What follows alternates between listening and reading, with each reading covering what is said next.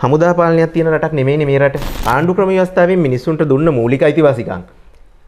ගරු හමුදාපතිතුමාගේ ප්‍රකාශකින් වේවා වෙනත් ප්‍රකාශකින් වේවා අහිමි කරන්න බෑ. කොටින්ම කියනවා නම් රට පිළිබඳ හදිසි නීති රෙගුලාසි පනවන්න පුළුවන් අතිගරු ජනාධිපතිතුමාට. මහජන ආරක්ෂාව යටතේ.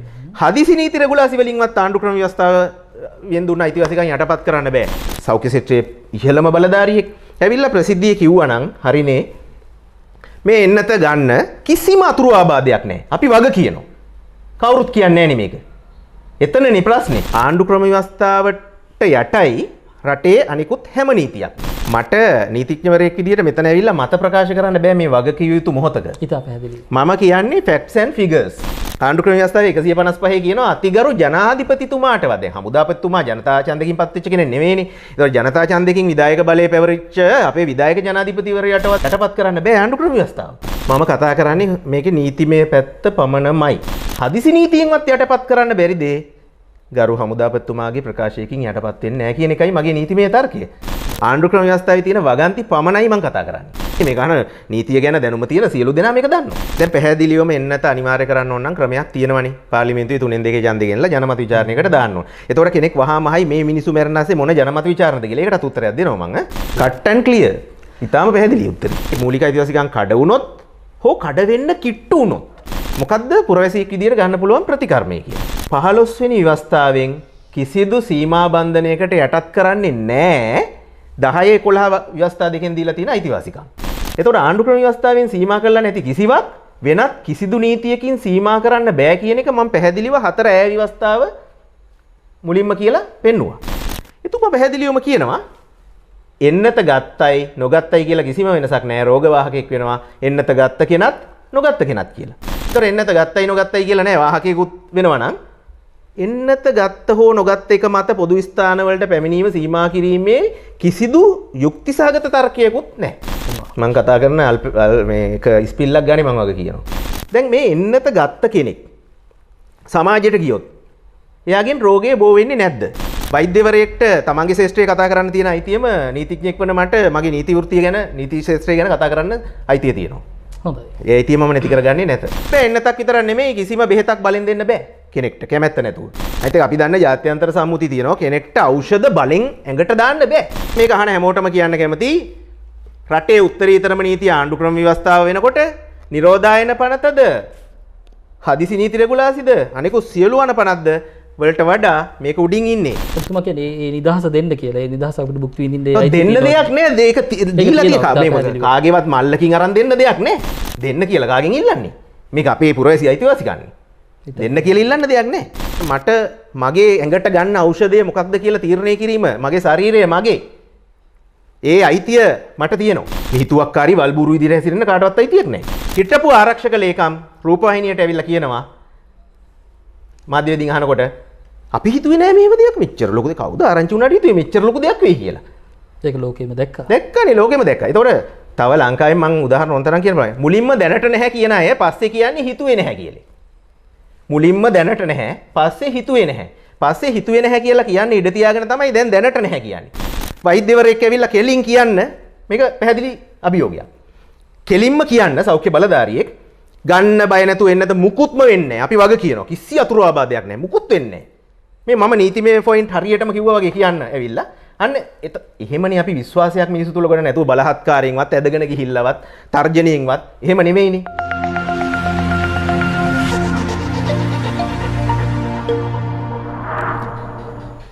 ආයුබෝවන්. විවිධ වසංගත ව්‍යසන හමුවේ මේ යම් තාක් දුරකට මේ සිදුවෙන්නා වූ ක්‍රියාවලීන් ඇතුලේ අපිට අපිවත් අහිමි වෙමින් යන යුගයක්ද මේ තියෙන්නේ කියන එක ප්‍රශ්නාර්ථයක්. එහෙම තැනක ඉඳගෙන තමයි අද සාකච්ඡාව දිගහැරෙන්නේ. මේ මොහොතේ ක්‍රියාත්මක වෙන සමහර දේවල් ගත්තට පස්සේ අපිට යම් තැනක ප්‍රශ්නයක් මතුවෙනවා.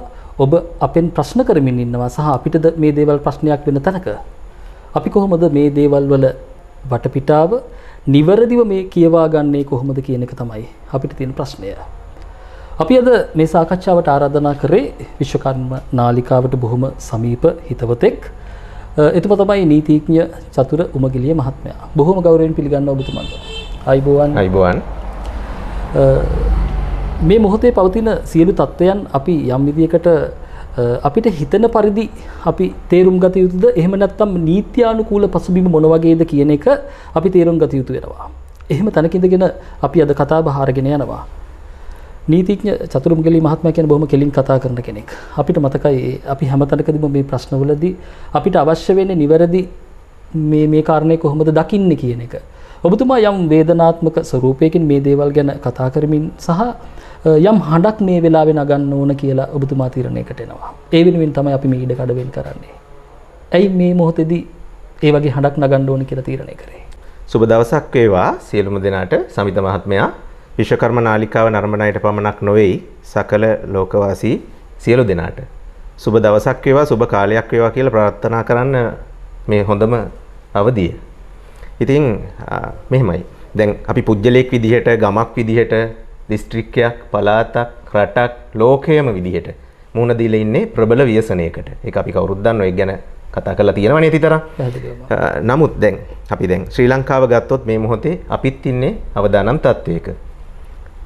ශ්‍රී ලංකා ජනරජයේ වර්තමාන ආණ්ඩුව සැලකිය යුතු උපක්‍රම ප්‍රමාණයක් මේ වන විට දියත් කරමින් තියෙනවා කොරෝනා මර්ධනය වෙනුවෙන්. ඒ වගේම සෞඛ්‍ය බලධාරීන් දිවා රැ නැතුව වෙහෙසෙනවා.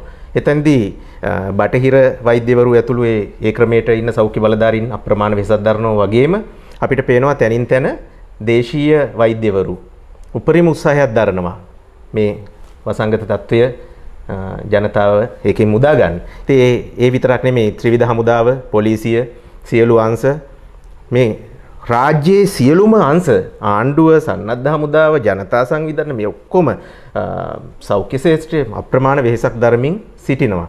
ඒ සියලු දෙනාට අපේ ගෞරවය. එසේ කියමින් අද ඇයි අපි මේ මං හිතන්නේ මේ ප්‍රෝග්‍රෑම් එකට දාන මාතෘකාවත් එන්නතක් ගැනීමට බල කළ හැකිද? එතකොට එන්නතේ හොඳ නරක හෝ එහි ගුණාගුණ කතා කරන්න මට කිසිදු සදාචාරාත්මක අයිතියක් නැහැ. හැකියාවකුත් නැහැ. ඒක මම දන්නෙත් නැහැ. මොකද මම වෛද්‍යවරයෙක් නෙමෙයි. නමුත් 2004 දෙසැම්බර් 9 වෙනිදා ශ්‍රී ලංකා ප්‍රජාතාන්ත්‍රික සමාජවාදී ජනරජයේ නීතිඥවරයෙකු ලෙස ශ්‍රේෂ්ඨාධිකරණයේ අගවිනිසුරු ප්‍රමුඛ ත්‍රිපුද්ගල විනිසුරු මඩුල්ලක් ඉදිරියේ ගෞරව බහුමානයෙන් දිවුරුම් දුන්න නීතිඥවරයෙක් විදිහට දැන් අවුරුදු 17කට කලින් දිවුරුම් දුන්න නීතිඥවරයෙක් විදිහට මට මේකේ නීතිමය පැත්ත කතා කරන්න අයිතිය තියෙනවා. මම කතා කරන්නේ මේකේ නීතිමය පැත්ත පමණමයි. මම දෙවනි වතාවටත් කියනවා ශ්‍රී ලංකා ප්‍රජාතාන්ත්‍රික සමාජවාදී ජනරජයේ ශ්‍රේෂ්ඨාධිකරණයේ දිවුරුම් දුන් නීතිඥයෙක් ලෙසත් ශ්‍රී ලංකා නීතිඥ සංගමයේ යාවජීව සමාජිකයෙකු ලෙසත් මේ පිළිබඳ නීතිමය තත්ත්වය පමණයි අද අපි කතා කරන්නේ. මම හිතන්නේ ඔබට වැටහෙන්නට ඕනේ අපි මේ කතා කරන්නට යන කාරණය එතුමා අපෙන් යම් ඉඩක් කිල්ලුවා මේ වෙනුවෙන් අපි ඊටමත් කැමැත්තෙන් මේ මොහොතේ තියෙන තත්ත්වයත් එක්ක මේ නීතිමය තත්ත්වය මොන වගේද කියන කාරණේ තමයි අපි මේ සාකච්ඡා කරන්නේ. යම් තැනක කවුරු හෝ වරද්දාගත යුතු නැහැ. අපි මේ එන්නත් කරන වැඩසටහනට හෝ වේවා මේ ක්‍රමවේදයන්ට රජය විසින් මේ වෙනකොට අරගෙන තියෙන මේ ක්‍රියාමාර්ග වලට විරුද්ධව නෙවෙයි අපි මේ කතා කරන්නේ. මේ තුල තියෙනා වූ මේ අපිට තියෙන නිදහසක් තියෙනවා නේද? අපිට දැනෙන යම් දෙයක් තියෙනවාද? ඒක කොහොමද අපි මේ නීත්‍යානුකූල පසුබිම කොහොමද කියන එක තමයි අපි මේ සාකච්ඡා කරන්න උත්සාහ කරන්නේ. කෙසේ හෝ වේවා මේ වෙනකොට මේ දියත් කරන දේවල් ටික ඇතුලේ විවිධ හඬවල් නැගෙමින් තියෙන සමාජය ඇතුලේ අපිටත් යම් තැනක ප්‍රශ්නයක් තියෙනවා. ඇයි මේ තරම් සමාජයේ මේ කතාව මේ තරම් එළියට ඇවිල්ලා තියෙන්නේ කියන එක. ඇත්තටම යම් ඖෂධයක් කෙසේ හෝ වේවා කෙනෙකුගේ ශරීරගත කරන්නට පුළුවන්ද කෙනාගේ අකමැත්තෙන්? ඒකේ කොහොමද ඒ තියෙන වටපිටාව චතුමාත්මයා? ඔව්. අපි එතෙන්ට එන්න විනාඩි 5ක් ඉවසන්න වෙනවා. මොකද හැම තැනම කට්ටිය මේක කතා වුණාට මේකේ පිළිවෙලකට හරි නීතිමය පදනම මේ දක්වා මේ අද මේ අපි කතා කරන මොහොත වෙනකන් මිනිස්සුන්ගේ සිත් සතන් වලට ඒත්තු යන ආකාරයෙන් කතා කරනවා මම දැක්කෙම නැහැ. මේ දක්වා. හෙට කියන දවසේ ඒක වෙන්න පුළුවන්. එතකොට අපි ඉස්සෙල්ලාම කතා කරමු ශ්‍රී ලංකා ප්‍රජාතාන්ත්‍රික සමාජවාදී ජනරජයේ උත්තරීතර නීතිය මොකක්ද? උත්තරීතර නීතිය තමයි ආණ්ඩුක්‍රම ව්‍යවස්ථාව. ඒතර මේ ආණ්ඩුක්‍රම ව්‍යවස්ථාවේ පූර්විකාවෙම තියෙනවා ආණ්ඩුක්‍රම ව්‍යවස්ථාව පටන් ගන්න තැනම තියෙනවා ශ්‍රී ලංකා ප්‍රජාතාන්ත්‍රික සමාජවාදී ජනරජයේ උත්තරීතර නීතිය ලෙස මෙම ආණ්ඩුක්‍රම ව්‍යවස්ථාව පනවනු ලබම්හ කියලා. ඒ කියන්නේ මේ තමයි ශ්‍රී ලංකාවේ උත්තරීතරම නීතිය. supreme law of the country is constitution. එතකොට උත්තරීතර නීති ආණ්ඩු ක්‍රම ව්‍යවස්ථාව වෙනකොට ආණ්ඩු ක්‍රම ව්‍යවස්ථාවට යටයි රටේ අනිකුත් හැම නීතියක්ම. දණ්ඩ නීති සංග්‍රහය වේවා, සිවිල් නඩු විධාන සංග්‍රහය වේවා, ඊට පස්සේ නිරෝධායන ආඥා පනත වේවා, හදිසි නීති රෙගුලාසි වේවා, ආයතන සංග්‍රහය වේවා, මුදල් රෙගුලාසි වේවා. මේ සියලුම දේවල් වලට උඩින් තමයි ආණ්ඩු ක්‍රම ව්‍යවස්ථාව තියෙන්නේ. ඒක තමයි ප්‍රජාතාන්ත්‍රික අපි වගේ රටවල් වල පිළිගත්ත ක්‍රමවේදය සහ නීත්‍යානුකූල ක්‍රමවේදය. එතකොට අපි පොඩ්ඩක් බලන්න ඕනේ මේ ආණ්ඩු ක්‍රම ව්‍යවස්ථාවේ 4A 4ඈ කියන ව්‍යවස්ථා 4 මම මේක අහන ඕන කෙනෙක්ට තේරෙන්න ඉතා සරලව කියනවා මුලින්ම. ඔක කියන්නේ නැතුව අර ප්‍රශ්නෙට යන්න බෑ. එතෙන්ට යන්න බෑ. පැහැදිලි කරගෙන යමු. එතකොට 4A ව්‍යවස්ථාවේ කියනවා අපේ රටේ නීති සැදීමේ බලය, ව්‍යවස්ථාදායක බලය පාර්ලිමේන්තුවට තියෙනවා කියලා. 4A වල කියනවා මේ රටේ විධායක බලය කියන්නේ නීතිය ක්‍රියාත්මක කිරීමේ බලය තියෙන්නේ ජනරජයේ ජනාධිපතිවරයාට කියලා.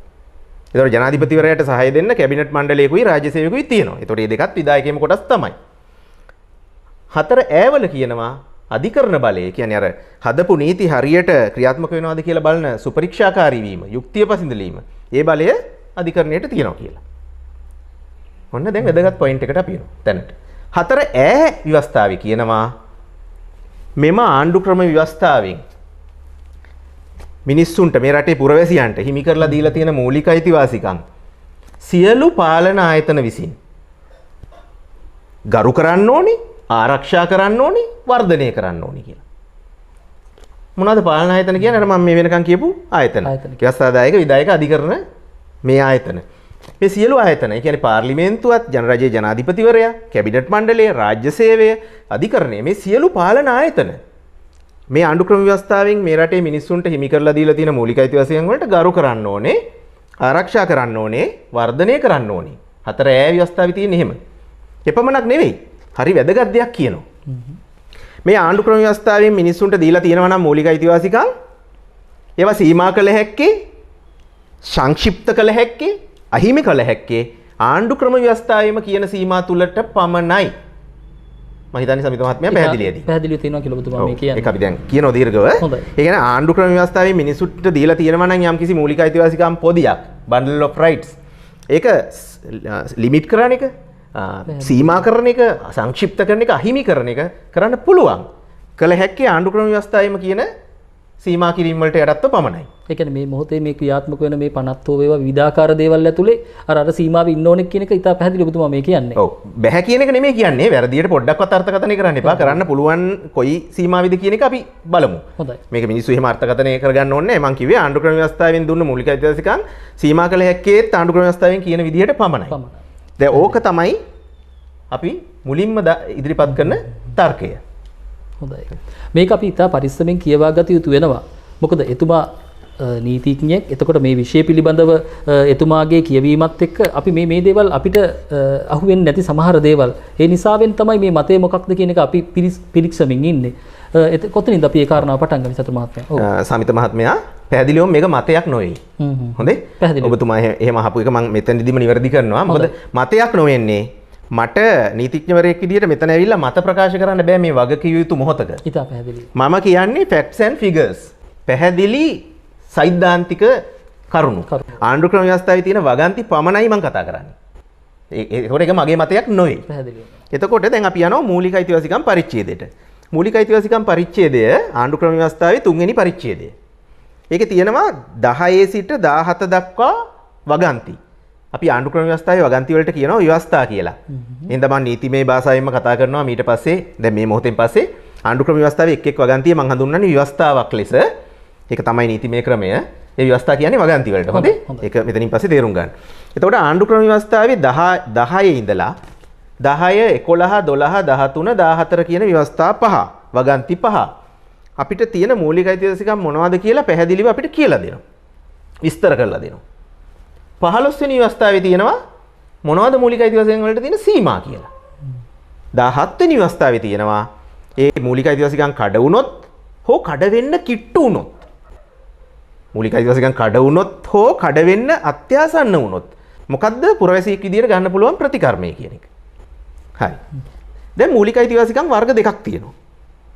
අපේ රටේ මිනිස්සුන්ට තියෙන පුරවැසියන්ට තියෙන මූලික අයිතිවාසිකම් වර්ග දෙකක් තියෙනවා. සමහර මූලික අයිතිවාසිකම් තියෙනවා අසීමිත මූලික අයිතිවාසිකම් unlimited rights. සමහර ඒවා තියෙනවා සීමිත මූලික අයිතිවාසිකම්. දැන් ප්‍රසිද්ධ කියමනක් තියෙනවානේ ඔබට ඔබේ අතේ තියෙන හැරමිටිය වනන්න ඉඩ තියෙන ඕන පැත්තකට. අයිතිය තියෙනවා. හැබැයි ඒ හැරමිටිය වැනීමේ අයිතිය අනික් කෙනාගේ නහය ගාවින් කෙලවර වේ කියලා. ඒක තමයි સિદ્ધාන්තය.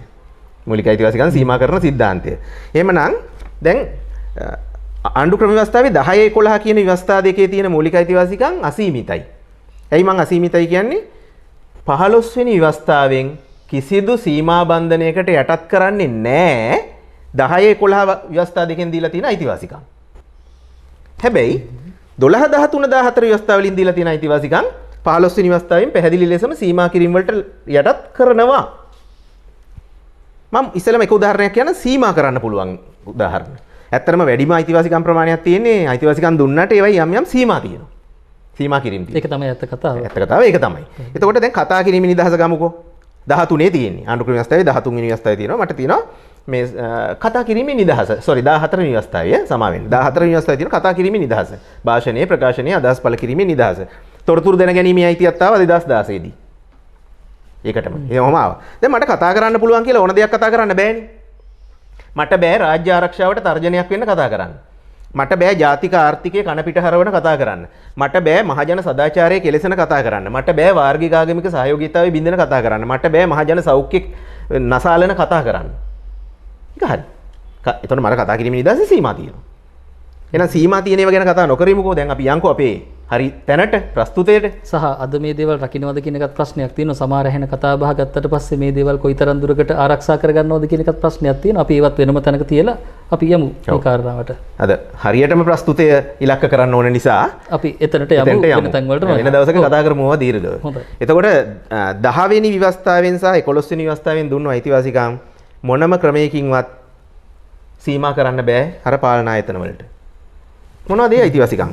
පැහැදිලිවම පහක් තියෙනවා. ওই 10 11 ව්‍යවස්ථා දෙකේ අපිට දීලා තියෙන අයිතිවාසිකම් වලින් පහක් තමයි තියෙන්නේ. එතන ගත්තාම සරල කරලා ගත්තාම මේක අහන ඕන කෙනෙක්ට තේරෙන්න. එකක් තමයි හෘද සාක්ෂියේ නිදහස. අනිත් එක සිතීමේ නිදහස. අනිත් එක ආගමික නිදහස. Taman කැමති ඕනෑම විශ්වාසයක් ලබ්ධියක් දැරීම ඇතුළු ආගමික නිදහස. ඊළඟට ක්‍රූර වද හිංසා වලින් නිදහස. ඊළඟ එක අවමන් සහගත සැලකිලි වලින් නිදහස.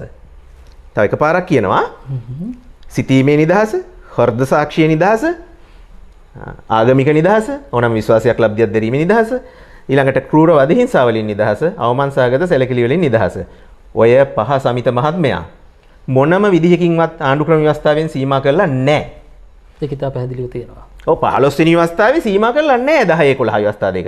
එතකොට ආණ්ඩු ක්‍රම ව්‍යවස්ථාවෙන් සීමා කරලා නැති කිසිවක් වෙනත් කිසිදු නීතියකින් සීමා කරන්න බෑ කියන එක මම පැහැදිලිව 4 ඈ ව්‍යවස්ථාව මුලින්ම කියලා පෙන්නුවා. ආණ්ඩු ක්‍රම ව්‍යවස්ථාවෙම කියනවනේ ආණ්ඩු ක්‍රම ව්‍යවස්ථාවෙන් සීමා කරොත් මිසක් මිනිසුන්ගේ මූලික අයිතිවාසිකම් වලට කාටවත් අත තියන්න බෑ කියලා. මම හිතනවා ඒ දක්වා පැහැදිලි ඇති කියලා. අපැහැදිලි දෙයක් තියෙනම් කියන්න. ඉතා පැහැදිලි ඔබතුමා මේ කියන කාරණාව අපිට අවශ්‍ය වෙන්නේත් මේක තව ඔබතුමා නීතිඥයෙක් විදියට මේ අපිට මේ කාරණාව දැනෙන විදිය ටිකක් වෙනස් වෙන්නට පුළුවන්. කෙසේ හෝ වේවා මේක අපි මේ මොහොතේ තියෙන ගැටලුව අපි ලියාගත යුතු වෙන්නේ හින්දා. දැන් ඔබතුමා කියන විදියට ඉතාමත් පැහැදිලි මේ මොහොතේ ක්‍රියාත්මක වෙන විවිධ පනත් විවිධාකාර චක්‍රලේඛ හෝ වේවා විවිධාකාර දේවල් මේ නීතිමය රාමු හැදෙමින් තියෙනවානේ. එතකොට මේ ටික ඇතුලේ අපිට මේවා වෙනස් වෙනවා නම් වෙනස් විය යුත්තේ කොහොමද කියන එක නමුත් මම පැහැදිලි කරන්නේ. අපි එතන සිට යමු. ඔව්. එතකොට දැන් අපි මෙතෙන්දි කියන්නේ දැන් මේ පැතිරෙන රෝගියත් එක්ක රජය ආණ්ඩුව රජයේ යාන්ත්‍රණය වෙන ආණ්ඩුව එන්නත් කරන වැඩපිළිවෙල සෞඛ්‍ය අංශ ආරක්ෂක අංශ ක්‍රියාත්මක කරගෙන යනවා බොහොම සත්භාවයෙන්. එහි ගැටලුවක් නැහැ. තමන්ගේ විශ්වාසය අනුව එන්නත් කරන්නේ ගත යුතු අය ගන්න ඕන අය ගැනීම එක කිසිම ගැටලුවක් නැහැ. අපි ගැන කිසිම දෙයක් කියන්න අපිට අයිතියකුත් නැහැනේ. අපිට දැනුමකුත් නැහැ. හැබැයි දැන් මම පෞද්ගලිකව ගත්තොත් උණු වතුර හුමාලේ කීප පාරක් අල්ලලා ඉඟුරු කොත්ත මල්ලි එකක් බීලා දේශීය ක්‍රමයට ප්‍රතිශක්තිය හදාගෙන මං විශ්වාස කරනවා මට මේ අපේ පාරම්පරික දේශීය ක්‍රම තුල ප්‍රතිශක්තිය තියෙනවා කියලා. ඒකෙන් මට ආරක්ෂාව තියෙනවා කියලා. එහෙනම් ඒ විශ්වාසය දරන්නත් ඒ අනුව කටයුතු කරන්නත් මට තියෙන අයිතිය තමයි හෘද සාක්ෂියේ නිදහස, හිතීමේ නිදහස, ඕනෑම විශ්වාසයක් ලබ්ධියක් දැරීමේ නිදහස ඇතුළට ගොනු වෙන්නේ. හැබැයි ඒක සීමා කරන්න බැරිද මේ හෙද සාක්ෂියේ නිදහස කිසිම තැනක සීමා කරන්න බෑ කියන එකද ඔබතුමා මේ කියන්නේ? ඉතාලම පැහැදිලිනේ ආණ්ඩු ක්‍රම ව්‍යවස්ථාවේ 15 වෙනි ව්‍යවස්ථාවේ සීමා කිරීම යටතට ඒක දාලා නැහැ.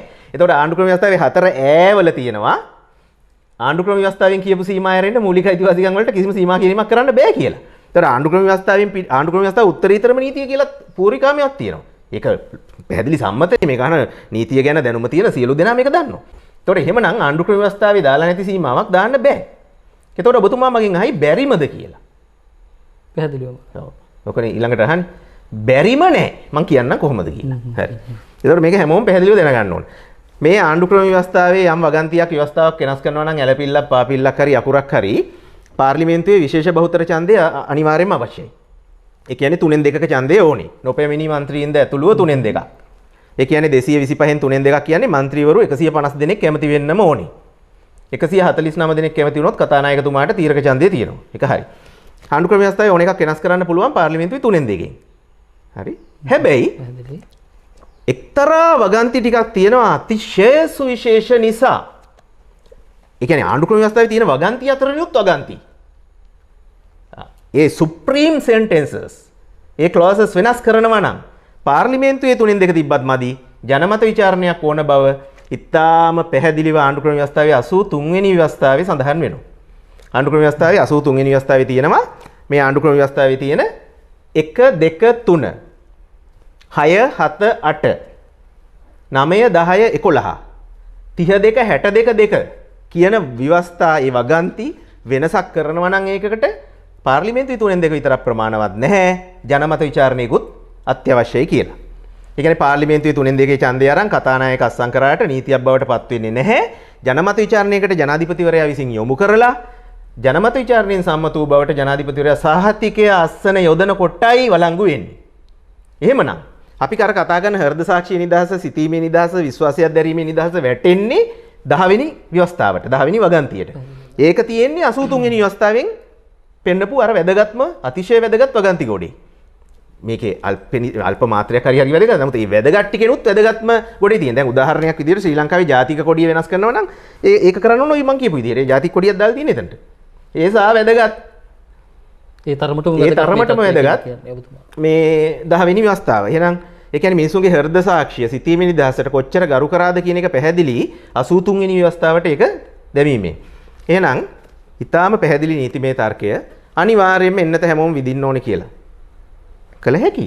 පාර්ලිමේන්තුවේ 3න් 2ක ඡන්දය අරගෙන ඒක ජනමත විචාරණයකට දාලා මිනිස්සු තීරණය කරොත් ඔව් හැමෝම විඳින්න ඕනේ කියලා පුළුවන්. හරි? ඔන්න ඒක ඊටාම මම හිතන්නේ කට් ඇන්ඩ් ක්ලියර්. ඊටාම පැහැදිලි උත්තරේ. ඉතා පැහැදිලි. එතුමා මේ කියන කාරණේ අපිට අවශ්‍ය වෙන්නේ මේ නීතිමය රාමුව කොහොමද, නීතිමය වටපිටාව කොහොමද කියන එක තේරුම් අරගන්න. කිසි කෙනෙක් මෙතන වරද්දාගත යුතු නැහැ. අපි ඔබට වග කියන නාලිකාවක් විදියට මේ එන්නත් ක්‍රමවේදයට කැමති අයට මේක ලබා ගන්නටද අකමැති අයට මේක ලබා නොගැනීමටද පුළුවන්ද කියන එක කොහොමද මේ නීත්‍යානුකූලව අපි තේරුම් ගන්න කියන ප්‍රශ්නේ අපි මේ කතා කරමින් එන්නේ. ඔබට අපිට පැහැදිලි කරන්න අවශ්‍ය වුණේ ඒ කාරණය. කෙසේ හෝ චතුර මහත්මයා මේ වෙනකොට මේ කැමැත්තෙන් හෝ අකමැත්තෙන් මේ සියලු කාරණා සිදුවීමින් යනවනේ. මේක ඇතුලේ අපි දකිනවා යම් තැනකදී ඔවුන්ව යම් සීමා පැනවීම ටිකක් පොදු ස්ථානවලට යන්න බෑ මේ දේවල් ටික නැතුව. එතකොට විවිධාකාර මේ සීමා මායිම් පනවන සංචරණ සීමා ඇතුලේ තවත් පළාතකට යන්න මේව ගැටලුවක් නැහැ. මේක අපි මේ රජය ගන්න තීන්දුව తీරන එක අපි එකඟයි. හැබැයි නීත්‍ය අනුකූල පසුබිම මොන වගේද? එහෙම පනවන්නට පුළුවන් දේ සීමාවල්. රජය කියන්නේ සමිත මහත්මයා ආණ්ඩුව පමණක් නොවේ. දේශපාලන විද්‍යාව කරපු කවුරුත් දන්නවා රජය ඇතුලේ ආණ්ඩුව තියෙනවා, සිවිල් ජනතාවක් ඉන්නවා, නිශ්චිත භූමි ප්‍රමාණයක් තියෙන්න ඕනේ, සන්නද්ධ හමුදාවක් ඉන්න ඕනේ, ස්වාධිපත්‍යයක් තියෙන්න ඕනේ. ඒතකොට ආණ්ඩුව කියන්නේ මේ රාජ්‍ය යාන්ත්‍රණයේ රජයේ සුක්කානම తాවකාලිකව අවුරුදු 5කට විතර බාර ගන්න යම්කිසි කණ්ඩායමක්. ඒතකොට ඒ හැම එකට මුලින් තමයි ආණ්ඩු ක්‍රම ව්‍යවස්ථාව තියෙන්නේ. මොකද ආණ්ඩු ක්‍රම ව්‍යවස්ථාව හරහානේ ආණ්ඩුවටත් බලය පැවරෙන්නේ. ඒතර ආණ්ඩු ක්‍රම ව්‍යවස්ථාව අභිබව යන්න කිසිදු කෙනෙක්ට ආණ්ඩුවකට ඔබට මට හමුදාවකට කාටවත් අයිතියක් නැහැ. දැන් මට තියෙන ප්‍රශ්නේ මම මේක ඉතාලම හොඳට පැහැදිලි කරලා දෙන්නම්. නිමේ හැනෙහිල්ලේ ඉවසීමෙන් අහගන්න වෙනවා. හොඳයි. දැන් මම කිව්වේ ඔබතුමන් නෙමෙයි.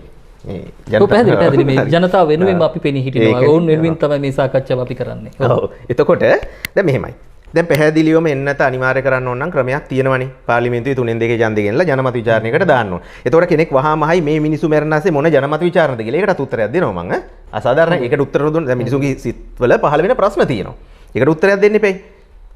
එතකොට මේ ජනමත විචාරණ කර ඉන්න බෑනේ මේ මිනිස්සු මැරෙන ASCII ඒක ඇත්තනේ. සහ මේ නීති තර්ක ගොඩනගමින් මේ දේවල් කරමින් ඉන්නත් බෑ මේ මොහොතේ මහා භයානක අනතුරක් මෙතන. ඔව් පැහැදිලි. ඒක අසරණ වෙච්ච ජනතාවක් ඉන්නේ. අනිවාර්යයෙන්. හැබැයි ඉතින් අසරණකම වගේම තමන්ගේ දේශීයත්වයේ අගේ නැතිකමත් මේ ව්‍යසන වලට හේතුවක් කියන එක මම නිර්භීතව ඒ වාක්‍ය නම් කියන්න ඕනි. පැහැදිලි. මම කියන්නේ අප්‍රමාණ අපි ස්තුතිවන්ත වෙනවා සෞඛ්‍ය ශාස්ත්‍රය වෛද්‍යවරු මහජන සෞඛ්‍ය පරීක්ෂකවරු හෙදියන් කරන අප්‍රමාණ කැපවීම සුළුවෙන් හෝ ලඝු කොට තැකෙන්නේ නැහැ. ඒ ඉතාම ඉහළයි. ඒ වුණාට ඔය අතරින් පතර අපි හොඳටම දන්නවා දේශීය වෛද්‍යවරු කරන සේවය. ඒකත් සුළු කොට තකන්න බෑ. අපිට දේශීය දේ අමතකුණ જાතියක්නේ සමිත මහත්මයා.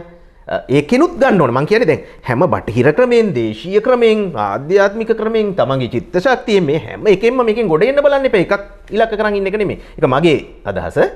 ඒ අදහස දරන්න මට අයිතිය තියෙනවා. ඔබතුමාගේ ඒ අදහසට අපි ගරු කරනවා. රටට වග කියන නාලිකාවක් විදිහට අපි හැමතැනකම ඒ වෙනුවෙන් හඩක් අපි නැගුවා. අපේකම ගැන අපි කතා කරා. විවිධ අධ්‍යාත්මික වේදීන් හෝ වේවා අපේ වෙදකමත් එක්ක හෙළ වෙදකම දේශීය වෙදකම අපේකම පාරම්පරික මේ වෙදකම ඇතුලේ මේ තියෙන වටිනාකම් ගැන අපි වැඩසටහන් ගණනාවක් තිස්සේ ඔබව දැනුවත් කරා. මේ මොහොතේ මේ තත්ත්වයට මුහුණ දෙන්නට අවශ්‍ය ආගමික පසුබිමද මේ හැම දෙයක්ම අපි කතා කරා. ඒ නිසා මම ඔබතුමන්ට ගරු කරනවා. ඔබතුමන් මේ ගැනත් කතා කරපු එක. ඒක බොහොම වටිනවා. බොහොම ස්තුතියි. දැන් එතකොට ප්‍රශ්නේ මේකයි. ප්‍රජාතාන්ත්‍රික රටක නීතියක් වෙනස් කරන්න ක්‍රමයක් තියෙද්දි ගරු හමදාපතිතුමා තමයි ප්‍රකාශ කරන්නේ සැප්තැම්බර් 15 ඉඳගෙන අපිට ආරංචි වෙච්ච විදිහට ජනමාධ්‍යෙන් ප්‍රචාරය වෙච්ච විදිහට ගරු හමදාපතිතුමා කියනවා සැප්තැම්බර් 15න් පස්සේ පොදු ස්ථානවලට යන්න සීමා පනවනවා කියලා මේ කාඩ්පත නැති අයට. ඒතර ගරු හමදාපතිතුමා ශමේන්ද්‍ර සිල්වා මැතිතුමා කරන අනුපමේය සේවය මේ කොවිඩ් පටන් ගත්ත දවසේ ඉඳන් අවුරුදු එකමාරක් ඒක කිසිම අවිවාදයෙන් අපි ගරු කළ යුතුයි එතුමන්ට ඇතුළු සියලු ත්‍රිවිධ හමුදා පොලිසිය සියලු අයට ඒකට ගරු කරමින්. නමුත් මම කියන්න කැමති හමුදා පාලනයක් තියෙන රටක් නෙමෙයිනේ මේ රට. ඒතර ප්‍රජාතාන්ත්‍රික පාලනයක් තියෙන රටක පැහැදිලිව නීති පනවන්න ක්‍රමයක් තිබියදී ආණ්ඩු ක්‍රම ව්‍යවස්ථාවෙන් මිනිසුන්ට දුන්න මූලික අයිතිවාසිකම් ගරු හමුදාපතිතුමාගේ ප්‍රකාශකින් වේවා වෙනත් ප්‍රකාශකින් වේවා අහිමි කරන්න බෑ.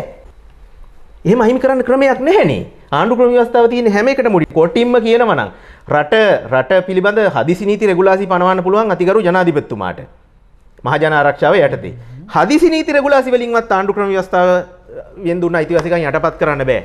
ආණ්ඩු ක්‍රම ව්‍යවස්ථාවේ 155 වෙනි ව්‍යවස්ථාවේ දෙවෙනි උපව්‍යවස්ථාවේ කියනවා.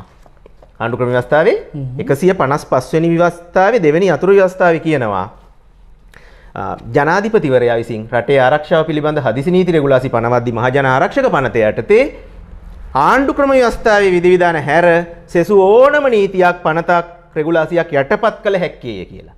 දැන් ඔබතුමා මේ කියන විදිහට මේ හමුදාපතිවරයාගේ මේ සමහර නීති පැනවීම මේ ප්‍රකාශ නීති විරෝධී කියන එකද මේ කියන්නේ? අම්මේ නෑ එහෙම කියන්නේ. එහෙම කොහොමද කියන්නේ? එතුමන්ලා උත්සාහ කරන්නේ මේ රට ගොඩ ගන්නනේ. ඒකට අප්‍රමාණ ගෞරවයකින් මම කියන්නේ ප්‍රජාතාන්ත්‍රික රටක නීති වෙනස් කරන්න ක්‍රමයක් තියෙද්දි ආණ්ඩු ක්‍රම ව්‍යවස්ථාවේ 150 කියනවා අතිගරු ජනාධිපතිතුමාටවත්. දැන් හමුදාපතිතුමා ජනතා ඡන්දකින් පත් වෙච්ච කෙනෙක් නෙවෙයිනේ. ඒතකොට ජනතා ඡන්දකින් විධායක බලය පැවරිච්ච අපේ විධායක ජනාධිපතිවරයාටවත් බෑ රටේ හදිසියක් આવොත් හදිසි නීතිය පනවන්න පුළුවන්.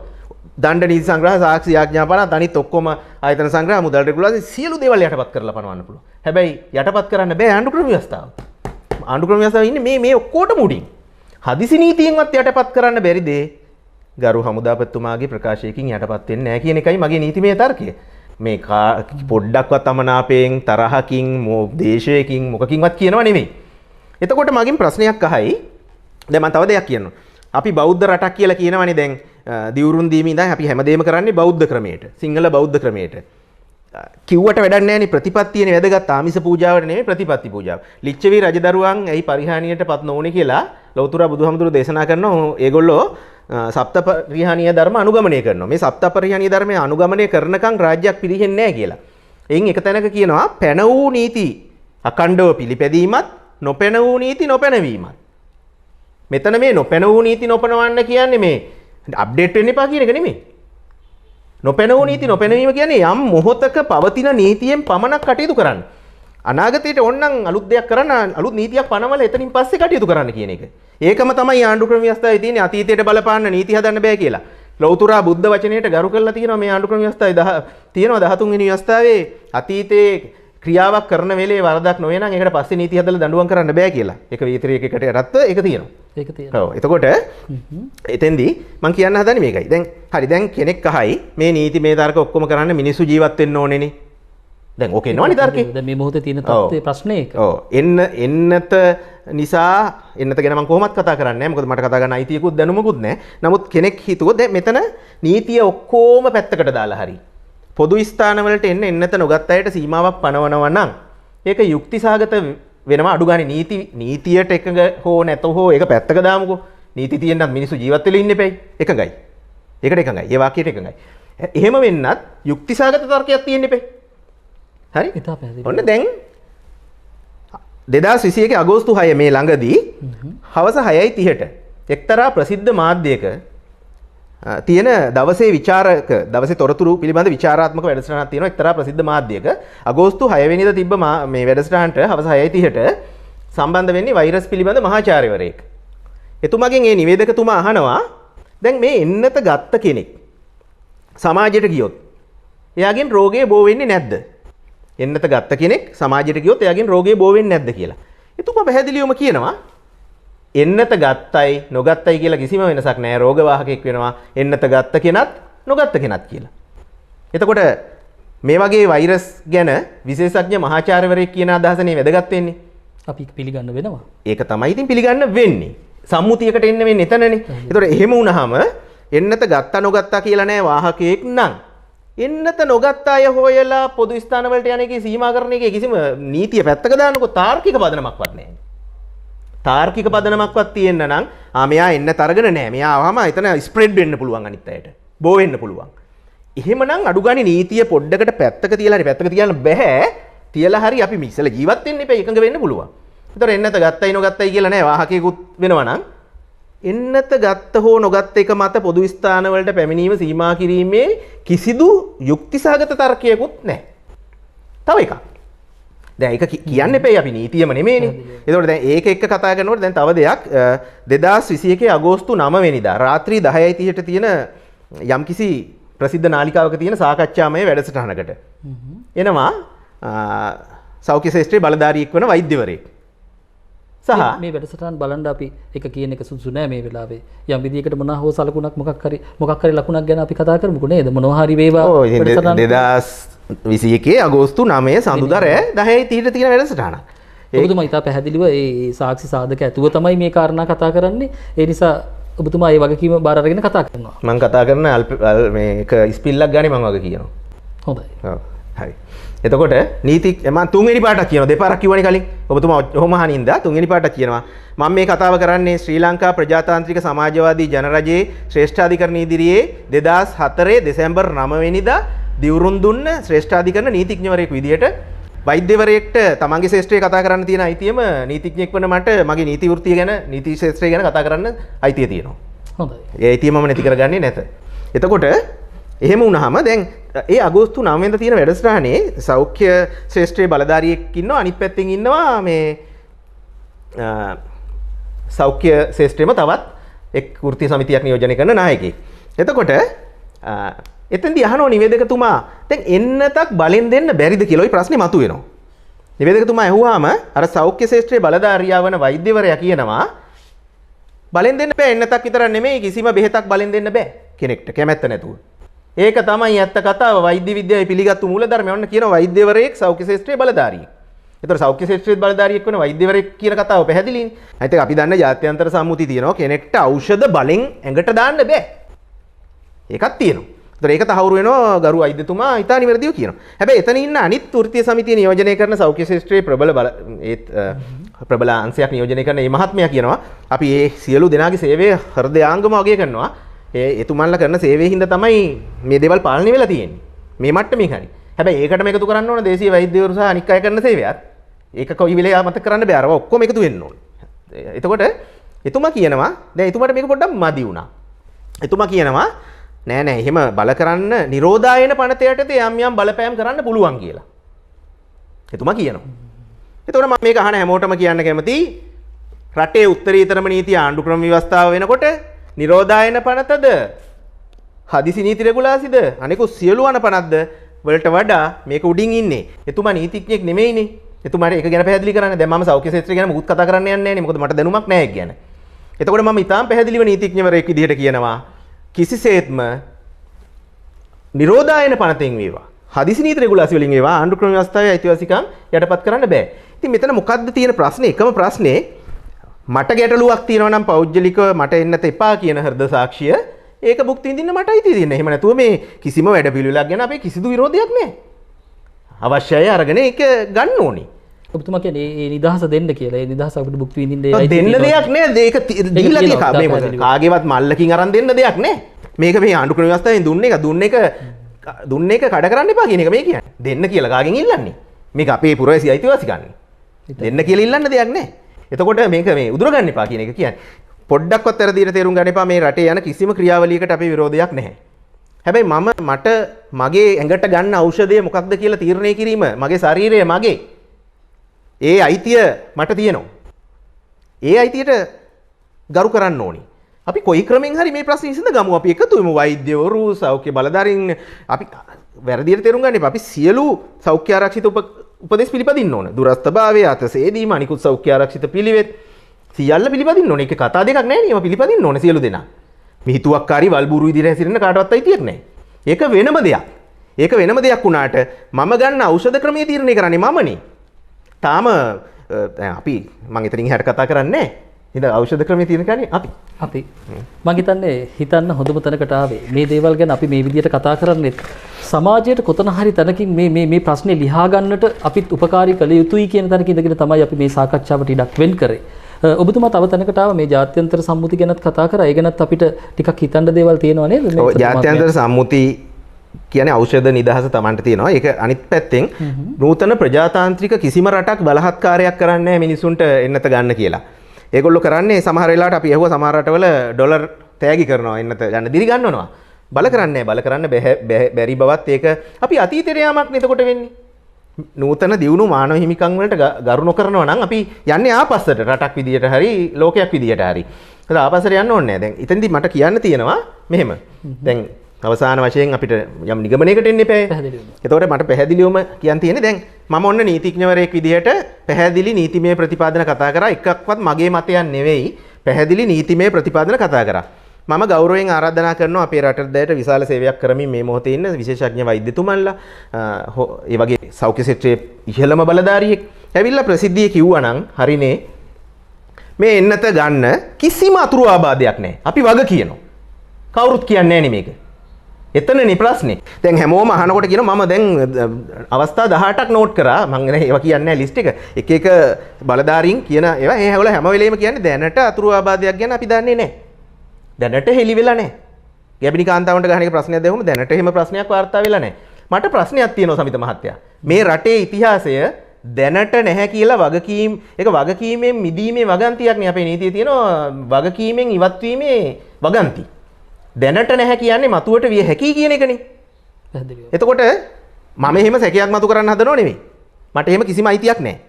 එන්නත ගැන මම දන්නේම නැහැ. හැබැයි මට දේශීය ආයුර්වේදයේ විශ්වාස නම් මට ඒ ක්‍රමේ මගේ අයිතිය. මම කියන්නේ ඔය දැන් මම උදාහරණ ගැනීමේදී මට සීමිත වෙනවා මාව. නමුත් එක්තරා අවස්ථාවක මේ රටේ එක්තරා අර මේ මෑතක වෙච්ච ප්‍රහාරය අවුරුදු දෙක තුනකට කලින් මේ මහා ප්‍රහාරයට කලින් මේක ආරංචි වුණා කිව්වහම ඒගොල්ලෝ කිව්වා දැනට එහෙම අවදානමක් නැහැ කියලා බොහෝ අය කියලා තිබ්බා.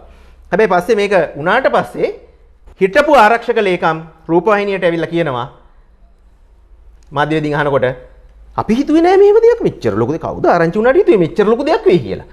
ඒක ලෝකෙම දැක්කා. දැක්කනේ ලෝකෙම දැක්කා. ඒතකොට තව ලංකාවේ මම උදාහරණ ඕන තරම් කියන බලන්න. මුලින්ම දැනට නැහැ කියන අය පස්සේ කියන්නේ හිතුවේ නැහැ කියලා. මුලින්ම දැනට නැහැ පස්සේ හිතුවේ නැහැ. පස්සේ හිතුවේ නැහැ කියලා කියන්නේ ඉඩ තියාගෙන තමයි දැන් දැනට නැහැ කියන්නේ. ඒතකොට දැනට නැහැ හිතුවේ නැහැ කියන උදාහරණ 100ක් මම කියන්නම් මේ රටේ ගෙවිච්ච දශකේ. ඔබතුමා ওই ටික ඇතුලේ පැහැදිලි කරන්න හදන්නේ මේ මොහොතේද අනාගතයේ යම් අවදානමක් තියෙනවා කියන එක මේක නොකියා කියවෙනව නෑ නෑ කිසිසේත්ම මම කියන්නේ. මට එහෙම කියන්න අයිතියක් නෑ. මට මොන දැනුමක්ද සෞඛ්‍ය කියන්නේ. මම ඒක කියන්නේ. හැබැයි මේ ජනතාවට හිතන්න දෙයක් ඒක ඇතුලේ තියෙනවනේ. හිතන කෙනෙක් හිතපු දෙයක්. මම කිසිසේත්ම කියන්නේ. මම කියන එකම දේ මගේ හෘද සාක්ෂියයි tie මට. එහෙම නැත්තම් අනිවාර්ය කරන්න ඕන නම් දැන් මම ක්‍රම කීපයක් කිව්වා. එකක් තමයි 3න් 2 ඡන්දයයි ජනමත විචාරණයක් තියලා කරන්න. ඒක මේ වෙලේ කරන්න බෑනේ. මේ ආසේ මොන ජනමත විචාරණද? එහෙනම් අඩු ගානේ යුක්තිසාගත තර්කයක් තියෙනවනේ පරීක්ෂණ වලින් ඔප්පු වෙන්න ඕන මේ එන්නත ගත්තේ නැති කෙනා සමාජයට ගියාම මිනිහගෙන් ස්ප්‍රෙඩ් වෙනවා කියලා. ඒකත් නෙමෙයි නම් වෛද්‍යවරයෙක් ඇවිල්ලා කෙලින් කියන්න මේක පැහැදිලි අභියෝගයක්. කෙලින්ම කියන්න සෞඛ්‍ය බලධාරියෙක් ගන්න බය නැතුව එන්න නැත මුකුත්ම වෙන්නේ නැහැ. අපි වග කියනවා. කිසි අතුරු ආබාධයක් නැහැ. මුකුත් වෙන්නේ නැහැ. මේ මම නීතිමය පොයින්ට් හරියටම කිව්වා වගේ කියන්න ඇවිල්ලා අන්න එහෙමනේ අපි විශ්වාසයක් මිනිසු තුල ගොඩ නැතුව බලහත්කාරයෙන්වත් ඇදගෙන ගිහිල්ලවත් තර්ජනයෙන්වත් එහෙම නෙමෙයිනේ. මිනිසු තුල විශ්වාසයක් ගොඩ නගන්න ඕනේ. ඒ හින්දා මේ එකක්වත් කිව්වේ කිසි දෙයකට අගතියක් වශයෙන් නෙමෙයි. අපි විශ්වාස කරන එක හැම ක්‍රමවේදයකින්ම දෙන්න ඕන. දේශීය ආයුර්වේද වෙද මහත්වරුන්ටත් දෙන්න ඕන අවස්ථාව ඒ තම තමන්ගේ පරීක්ෂණ වලින් හරි මේක ලෙඩුන් කැමති රෝගීන්ට ඕන විදිහකට ප්‍රතිකාර කරගෙන ගොඩ එන්න තමයි දැන් කරන්න වෙන්නේ. හැම ක්‍රමයක්ම වටිනවා. ඒ නිදහස දෙන එක වටිනවා. ඒ නිදහස හරි වටිනවා. මේ හැමදේම මේ රාජ්‍ය යාන්ත්‍රණයේ ආණ්ඩුව කරන ක්‍රියාදාමය හරි අගය කරනවා අපි. උත්සාහ කරනවා. සෑහෙන ක්‍රමවලින්. ඒතකොට ආරක්ෂකාංශ කරන්නේ ලේසි සේවයක් නෙමෙයි. ඒකට අගය කරනවා. සෞඛ්‍යාංශ වෛද්‍යවරු හෙදියෝ මහජන සෞඛ්‍ය පරීක්ෂකවරු කරන්නේ ජීවිත පරදුවට තිය සේවයක්. ඒකත් අගය කරනවා. ඔය අතරේ දේශීය වෛද්‍යවරු නොපෙනෙන මහා දැවැන්ත සේවයක් කරමින් ඉන්නවා. නම් කියන්න බෑනේ. ඒකත් අගය කරන ගොඩක් අය ඉන්නවා. ලිස්ට් එකක්ම ඉන්නවා. මේ හැමෝම අපි ඔක්කොම එකතු වෙලා මිනිස්සු වශයෙන් අපි ඔක්කොම සෞඛ්‍ය ආරක්ෂිත සිරිත් පුරුදු වෙලා ඒවා අනුගමනය කරලා මේකෙන් ගොඩ එනවා මිසක් බලහත්කාරකම් වගේ දේවල් වැඩක් නැහැ.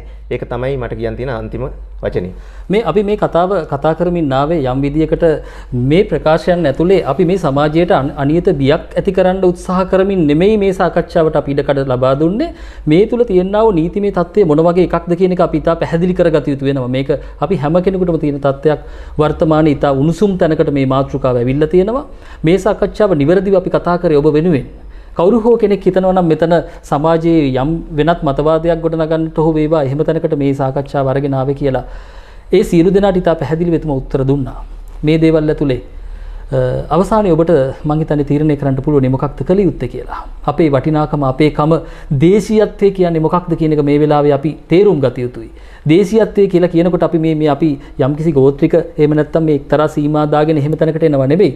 හැබැයි අපි මේ මුළු මේ පොළොතලයේම අපි ඉතාමත් අපිට වටිනවා. මේ පෘථුවියටම අපි මේ ව්‍යසනයෙන් මිදෙන්නට මේ අවස්ථාව ලැබේවා කියන ප්‍රාර්ථනාවත් එක්ක තමයි අපි මේ කතාව කතා කරේ. ඔබතුමන්ට බොහොම ස්තුතියි.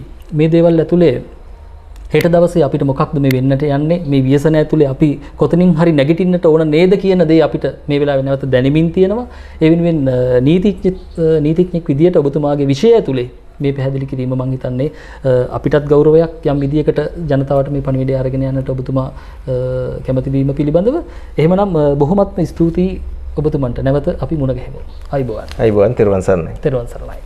ඔබටත් යහපතක්ම උදා වේවා. මේ අපි කතා කරපු දේවල් නැවත නැවතත් අවබෝධයෙන් දකින්න කියන ප්‍රාර්ථනාවත් එක්ක අපි සමුගන්නවා. ඔබට යහපතක්ම උදා වේවා. නිරෝගීමත් හෙට දවසක්ම උදා වේවා. තෙරුවන් සරණයි.